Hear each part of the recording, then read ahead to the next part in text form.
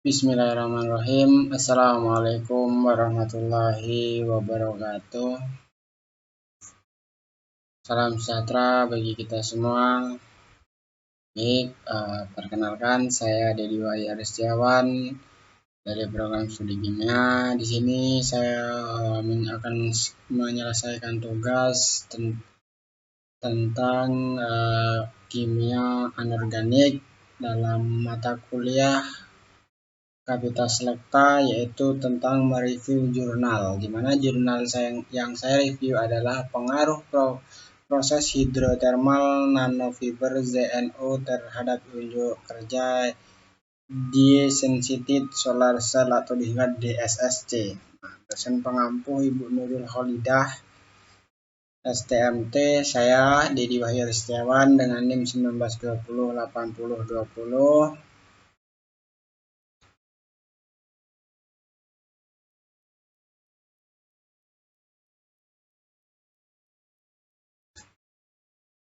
Di mana di sini saya mengambil latar belakang yang pertama itu untuk mencari cara alternatif dalam pengelolaan dan pemanfaatan sumber energi terbarukan. Untuk yang kedua, penggunaan nanofiber ZNO sebagai material semikonduktor oksida dalam teknologi nano memberikan jalan alternatif untuk meningkatkan efisiensi DSSC.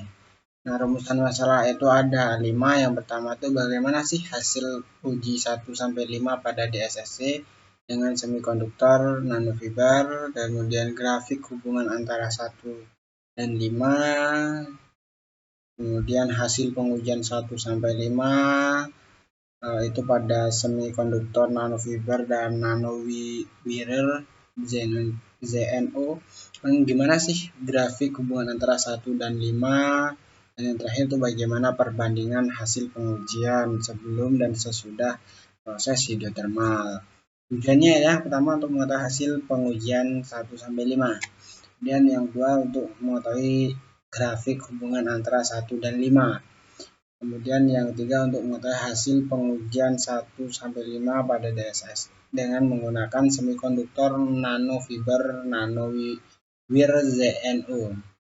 4. Untuk mengetahui grafik hubungan antara 1 dan 5 pada DSSC dengan menggunakan semikonduktor nanofiber atau nanowire ZNO. Dan yang terakhir itu mengetahui perbandingan hasil pengujian 1-5 sebelum dan sesudah atau setelah proses hidrotermal. Manfaatnya itulah mendapatkan cara alternatif dalam pengelolaan dan pemanfaatan sumber energi terbarukan berasal dari angin, panas bumi, energi surya, biomasa, dan lain sebagainya. Nah, prosedur kerja ini ada 7 kalau nggak salah. Yang pertama itu preparasi substrat kaca FTO. Nah, ini ada 4. Kemudian kedua itu fabrikasi prekursor larutan FTO. Dan yang ketiga fabrikasi prekursor nanofiber ZNO. Kemudian yang keempat itu sintesa nanofiber ZNO. Kalau saya baca satu persatu itu akan panjang, jadi bisa dilihat di sini. Kemudian sintesa yang kelima ada sintesa nanofiber atau nanowire ZNO. Kemudian yang keenam itu fabrikasi DSSC. Itu ada 3 step-stepnya. Kemudian yang setuju atau langkah ketujuh pengujian DSC dan struktur ZNO. Nah, kemudian yang terakhir itulah hasil. Nah, hasilnya ini ditulis pada tabel. Tadi sesuai rumusan masalah ada 5, disesuaikan saja.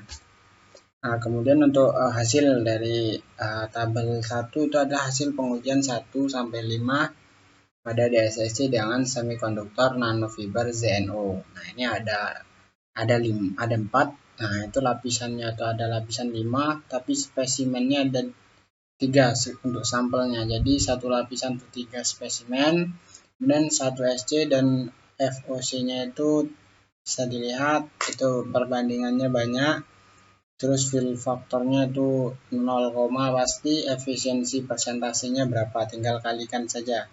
Kemudian untuk grafik hubungan antara 1 dan 5 pada DSSC semikonduktor nanofiber ZNO. Nah, itu ada grafiknya. Ya, yang biru itu menunjukkan NF NS 2 layer, sedangkan yang agak oranye itu NFS 3 layer, kemudian yang abu-abu itu 4 layer, yang kuning itu 5 layer. Nah, dari hasil pengujian didapatkan lapisan terbaik untuk diunjuk kerja DSS terhadap pada nanofiber lapisan keempat dengan luasan aktif meningkatkan, maka didapat hasil arus voltase dengan nilai tertinggi. Akan tetapi DSS dengan 5 lapis nanofiber ZNO mengalami penurunan nilai voltase karena semakin banyak lapisan struktur semikonduktor nanofiber ZNO akan berpengaruh terhadap nilai transparansi. Nah, ini yang kedua ada tabel hasil, yang ketiga adalah tabel hasil pengujian 1 sampai 5 pada DSC dengan menggunakan semikonduktor nanofiber atau nanowire ZNO. Itu sama seperti tadi, lapisannya itu ada lapisan 2, lapisan 3, lapisan 4, ada lapisan 5. Setiap lapisan pakai spesimennya sampai 3 gitu. Nah, nilainya seperti tadi. Kemudian grafiknya sama. Itu kalau tadi NFS, kalau ini NWS. Nah, itu warnanya ada sesuai yang tadi, pakai 2 layer, 3 layer, 4 layer, 5 layer. Ya, ini adalah grafik hubungan antara 1 dan 5 pada DSC dengan semikonduktor nanofiber. Ini hubungannya. Yang pakai 5 layer di bawah, yang pakai 2 layer itu di atas 5, kemudian yang 3 layer di atas 2, yang 4 layer paling tinggi. Nah, dalam pengujian 1 sampai 5 DSS dengan semikonduktor nanofiber nanowire ZNO didapatkan lapisan terbaik untuk unjuk kerja DSS terdapat pada lapisan keempat. Dari lapisan 1 layer hingga 4 layer mengalami kenaikan yang signifikan. Tetapi DSS dengan 5 layer mengalami penurunan nilai arus maupun voltase karena semakin banyak lapisan struktur semikonduktor nanofiber nanowire ZNO akan berpengaruh terhadap nilai transparansi kaca FTO. Nanofiber ZNO dideposit ke kaca FTO sebanyak 4 kali menghasilkan nilai arus dan voltase yang tinggi. Di sisi lain, proses eksitasi elektron berlangsung lama dan stabil. Hal ini dikarenakan luasan aktif dan juga densitas dari ZNO yang semakin tinggi berpengaruh terhadap banyak molekul DEY yang terabsorpsi dalam semikonduktor ZNO, sehingga eksitasi elektron dan produksi fotoelektrik juga akan meningkat.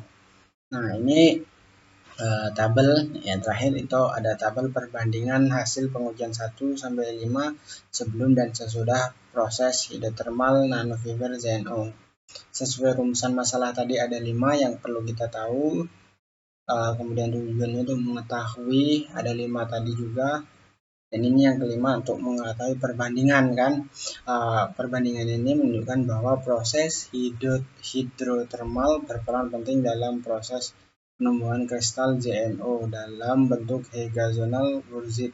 Nanofiber ZNO tumbuh dengan 360 derajat pada permukaan nanofiber. Dengan luasan aktif yang meningkat, maka lebih banyak molekul DEY yang terabsorpsi pada semikonduktor ZNO, sehingga pada proses eksitasi elektron akan meningkat dan akan meningkat unjuk bakat kerja DSI. Nah, ini didapat bahwa nilai arus voltase tertinggi terdapat nanofiber ZNO 4 layer dengan efisiensi 0,0746% pada layer kelima. Baik nanofiber ZNO maupun nanofiber ZNO mengalami penurunan esensi. Hal ini dikarenakan transisi kaca FTO akan berkurang dengan bertambahnya jumlah lapisan semikonduktor. Nah, itu tadi yang kita ketahui di rumusan masalah tadi. Ada 5 yang perlu kita ketahui. Di sini sudah dibahas. Ya, mungkin itu yang bisa saya bahas ya. Kurang lebihnya begitu yang saya review jurnal pada kali ini tentang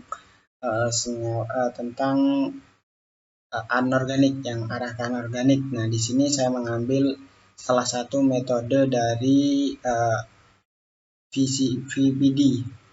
Nah, mungkin itu yang bisa saya sampaikan. Akhir kata, wallahu muwaffiq ila aqwamit thoriq. Assalamualaikum warahmatullahi wabarakatuh.